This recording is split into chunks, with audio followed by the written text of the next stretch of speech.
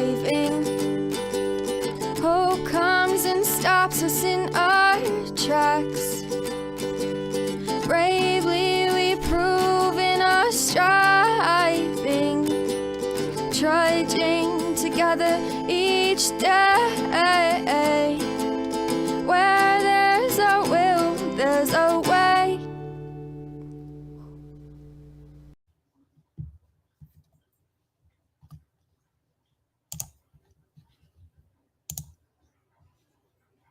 Good morning.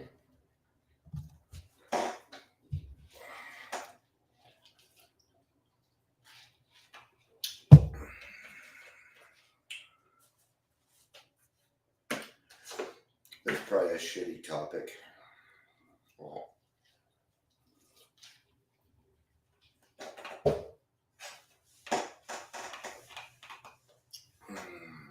hi, Patricia. It's good to see you. Just can't wait until that 3-minute mark. All the people are finally out of my house, thank God. Oh my God. Which works, because all I want for Father's Day is a quiet house. So, yeah. We're going to talk a little bit on Father's Day, probably, before we get started, right? Yeah. There's a couple of things that I wouldn't mind talking about on Father's Day. And let me kind of qualify this. I was raised by a man that didn't want me. And I never knew my biological father. And I never really had a father. You know. But that doesn't mean that I agree with people out there saying, complimenting their mothers for being a good father. That just isn't a replication for a good father. See, I've never had a man in my life that gave a fuck enough to even want to do something about it. So, shut up. Okay. And if I say that, my dad didn't raise me, you're automatically going to think that my mother raised me. And that is not true. That's not true either. My mom was drunk. My mom was drunk until I was 13 years old. And when I was 14, I was no longer in the house. I raised myself.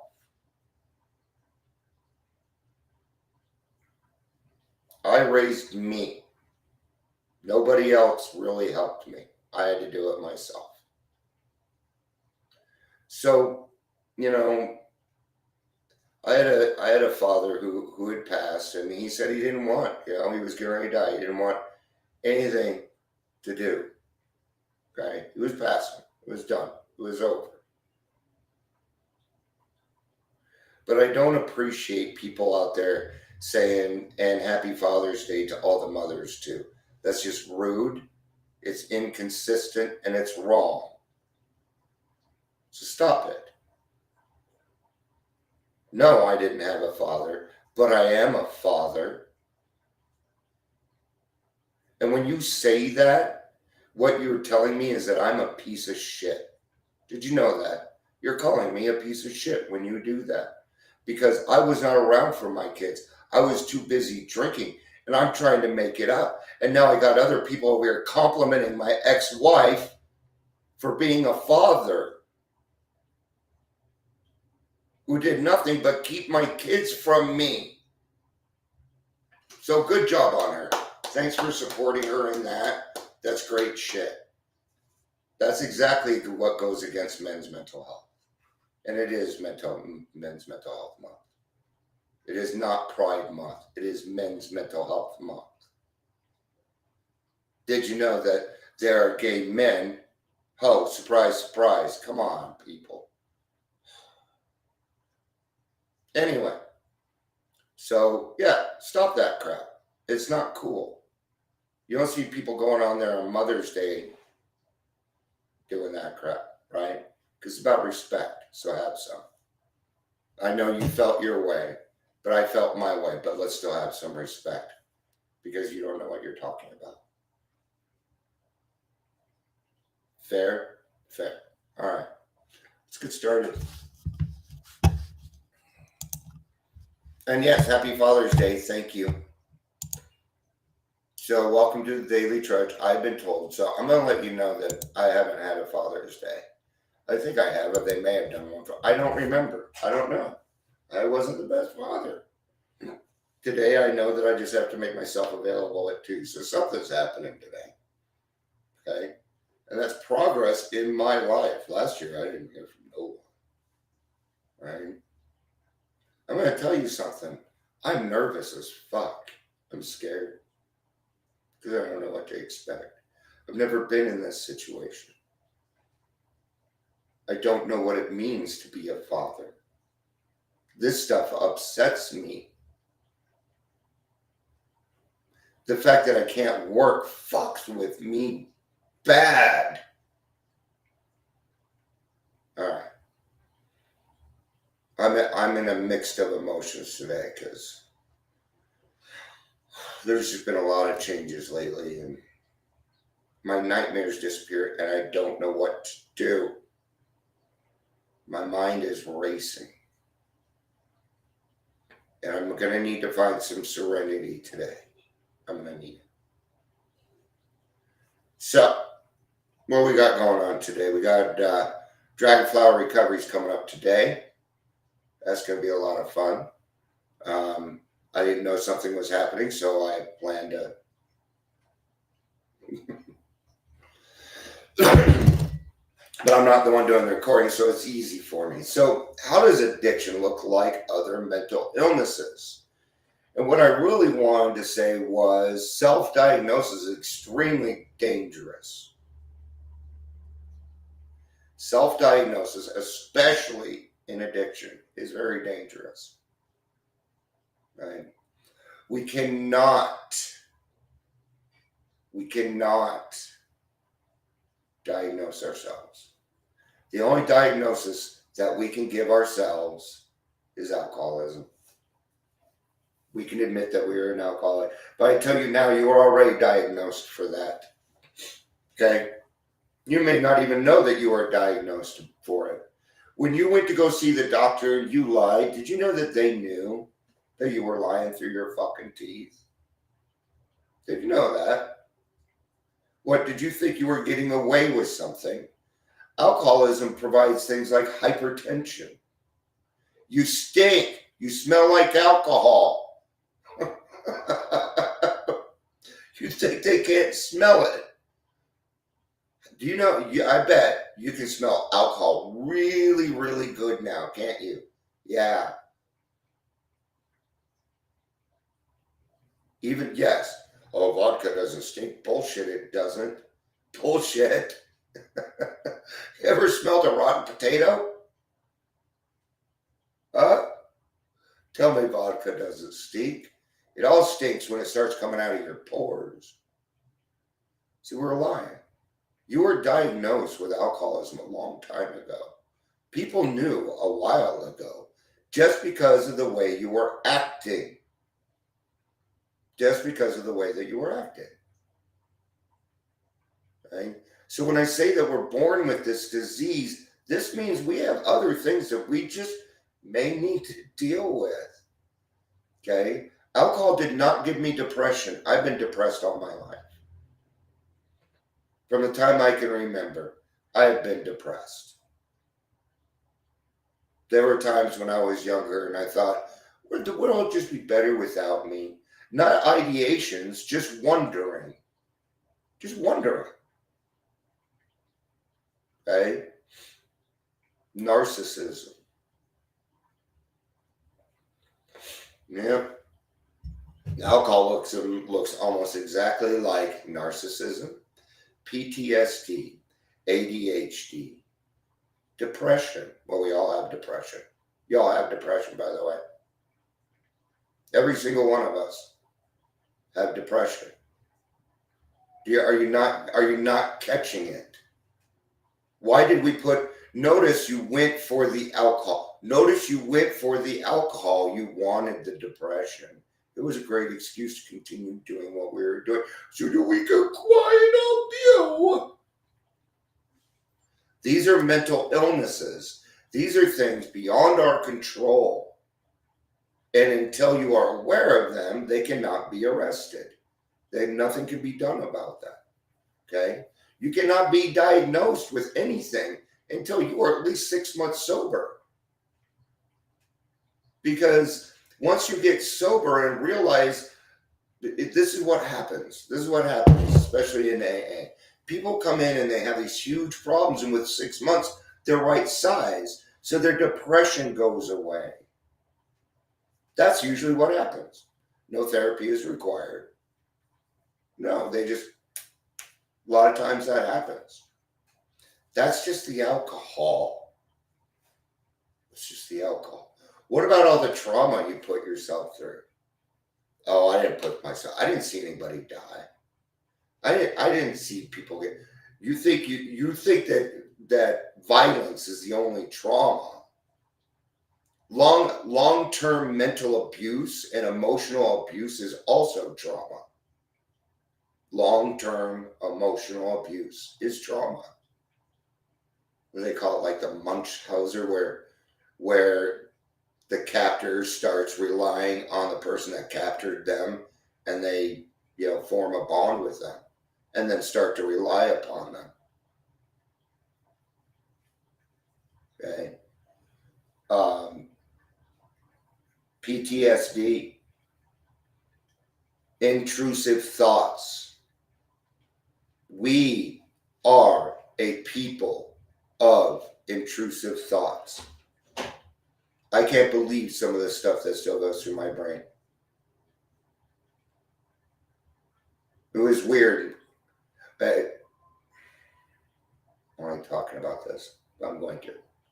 So the other night, after my EMDR, I figured out who had been doing this shit to me in all my dreams. And my dreams had gotten very, very violent. Very, very violent. I was killing anybody that was messing with me. Okay? This is how much I had in my dreams. I had enough.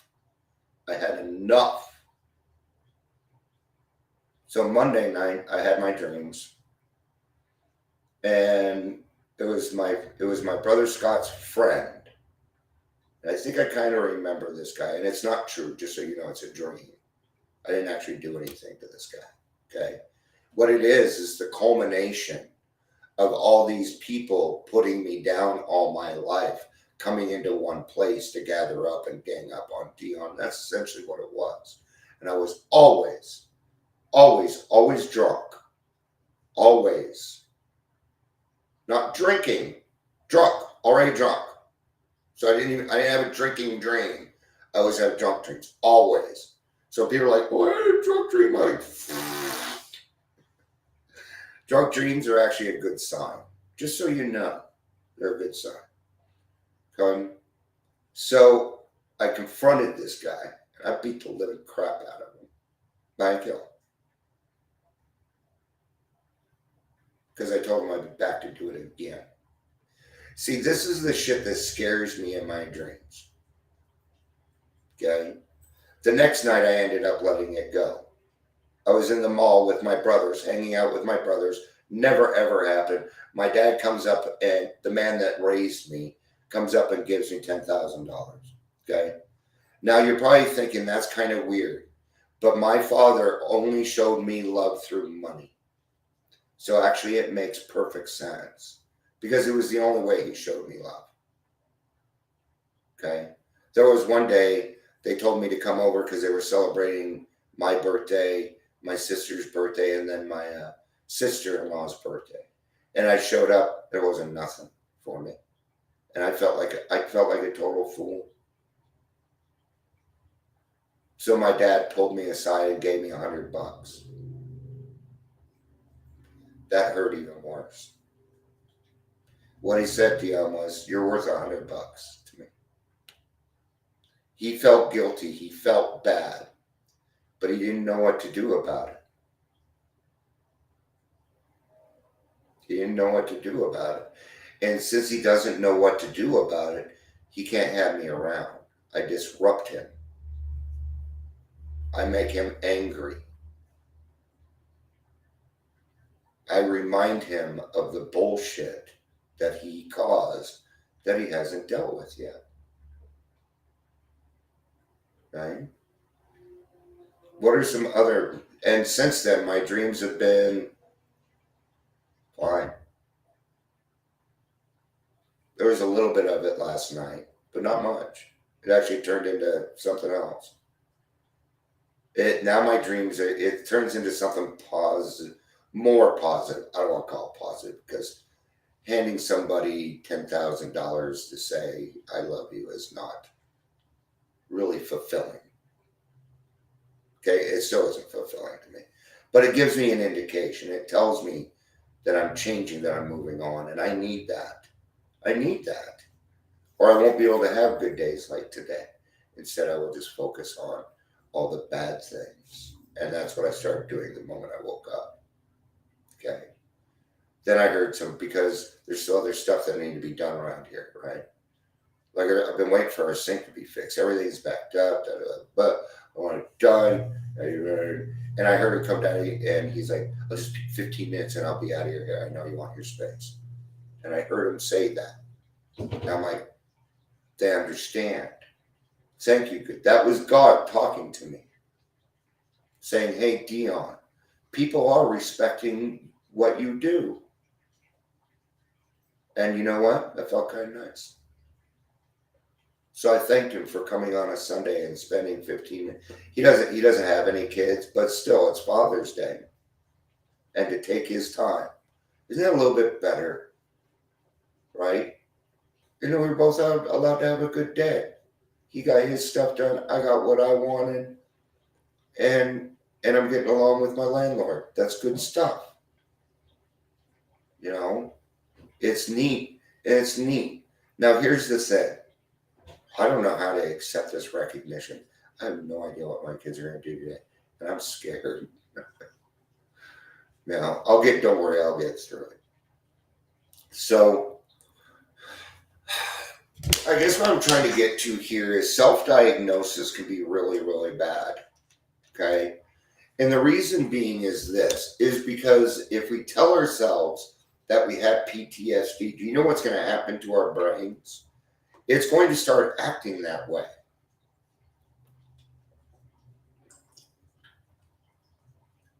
You know what I mean? If you tell yourself you're crazy enough, you're going to go crazy.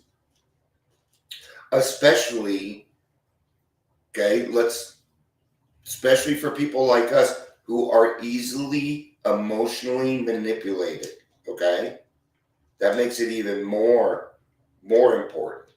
And that's why it's good to have it's good to have a good therapist. I really wish my therapist wouldn't have brought up ADHD. Because now my brain's like looking for the things. And it starts self-diagnosing. Because it's used to. I've diagnosed people myself, but you can't do it for yourself. It's impossible. So you know. Okay? You can regulate, you can take a look at things. But diagnosing, no. My emotions will get in the way. And somebody else needs to diagnose me that understands the disease, that understands not just alcoholism, but PTSD also. See, I can usually take a look at somebody and figure out whether it's alcoholism or PTSD. I just need to talk to them for a little bit. I'm going to ask them pertinent questions. One of the questions is going to be, what intrusive thought are you getting? Okay. And that's going to give me an indicator. Because if it's an intrusive thought from when they were 3, 13, 14, 22, it's trauma. Okay? It's trauma. I wish we could come up with a different word than trauma. Because trauma just seems to scare people off. And it's not a bad word. It's just, but the way it sounds, kind of toxic. You know? And I'm going to tell you something. You know what I noticed? I have not seen one person call another person toxic on my Facebook page in days. That is so cool. I don't have very many friends on my page, 226. I may lower it. Actually, if I want to do what I want to do, I'm going to have to increase that exponentially. So, I had over 3,000 and I removed a lot of people. Most of them were bands. I used to interview local bands and put them on the radio. Surprise, surprise. Okay.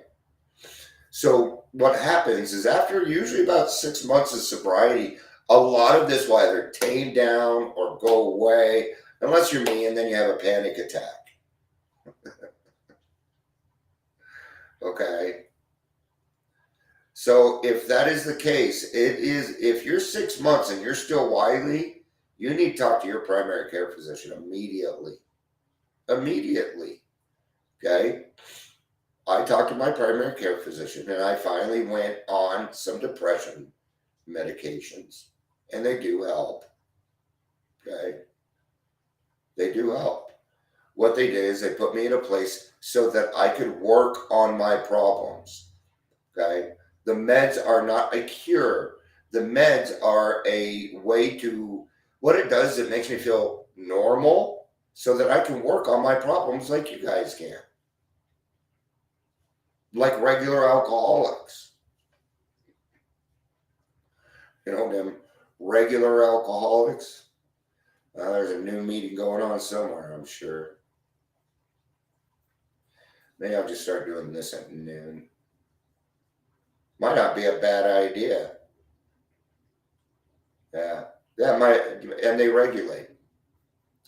You got to have a good primary care physician, and you got to be honest about everything. Okay, they're not there to judge you. They want to help you. They understand that you didn't make all the best choices in the world, and I've noticed that most of the doctors usually want to help me. Most of them. ER doctors, there are ER doctors that hate people on Medicaid, just so you know. And they're abundant. Yeah, for your brain hole. We have 5 holes in there, so you got a little filling up to do.